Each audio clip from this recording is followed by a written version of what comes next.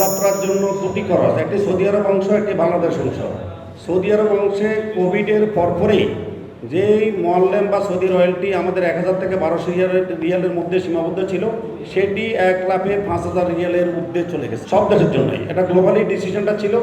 এই যে অতিরিক্ত খরচ প্রায় 4,000 রিয়াল বাংলা টাকা, যেটি 1,20,000 থেকে 30,000 টাকার মতো, এটি খরচ বৃদ্ধির একটি অন্যতম কারণ।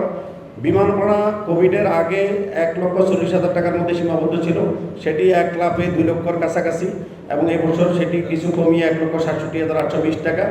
এই দুইটি জায়গায় মূলত হজ প্যাকেজ মূল্যবৃদ্ধির একটি কারণ।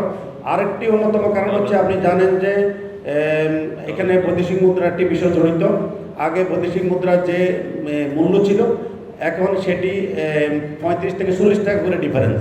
আমাদের $84 মূল্য ছিল প্রায় 84 টাকা, এখন 120 থেকে 25 টাকা। সে কারণেও কিন্তু মূল্যবৃদ্ধির একটি কারণ। ভারতের বিষয়টি অলমোস্ট আমাদের কাছাকাছি, কিছু অংশ কম আছে, কারণ আপনি জানেন যে ভারত সরকার হজযাত্রীদের জন্য একটি রাষ্ট্রীয়ভাবে ভর্তুকি দিয়ে থাকেন, যেটি আমাদের দেশে নাই। সে কারণে সামান্য তফাৎ হজ প্যাকেজ মূল্যের সাথে আছে।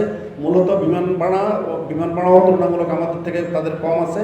রাজকীয় সৌদির অংশের যে খরচ, সেটি গ্লোবালি সকল দেশের জন্য একই পরিমাণ। আমি মনে করি এখানে কাজ করলে কমানোর সুযোগ রয়েছে, যেহেতু সারা বছর এই ক্যারিয়ারগুলো যাত্রী পরিবহন করে, তারা যে ভাড়া দিয়ে ওমরা বা অন্যান্য যাত্রী পরিবহন করে, তার থেকে হিসাব করলে আমাদের দ্বিগুণ ভাড়া পরিশোধ করতে হয় হজযাত্রার সময়। এটি নিয়ে বর্তমান সরকার কাজ করছেন। আপনারা জানেন যে গত বছর এটি কমিয়ে 1,67,820 টাকা করা হয়েছে। আমরা আশা করি ভবিষ্যতে সরকার এই বিষয়টি আরও দেখবেন, এবং আমাদের পক্ষ থেকেও দাবি থাকবে যাতে বিমান ভাড়াটি যৌক্তিক পর্যায়ে নেমে আনা হয়। একটি বিষয়, সর্বোচ্চ কোটা ছিল 300, সর্বনিম্ন কোটা ছিল 100।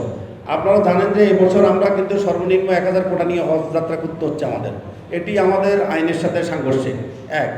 দ্বিতীয়ত হচ্ছে 1000 কোটা লিড করতে গিয়ে আমাদের এখানে ক্ষেত্র বিশেষ 10, 15, 20টি এজেন্সিকে একত্রিত করে আমাদেরকে লিড করতে হচ্ছে।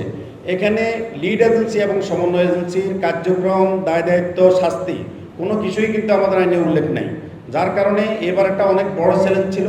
আমি শুকরিয়া আদায় করছি রাব্বুল আলামিনের কাছে, এবং আমাদের যারা সংশ্লিষ্ট আছেন এজেন্সির মালিক সহ সকলের সহযোগিতা আমরা এখন পর্যন্ত এই ঝামেলাগুলো সমাধান করতে সক্ষম হয়েছি। তো ভবিষ্যতে এটি আইনের সংস্কার করে একটা বাধ্যবাধকতার মধ্যে নিয়ে না আসলে হজ ব্যবস্থাপনা শৃঙ্খলার প্রশ্নবিদ্ধ হবে।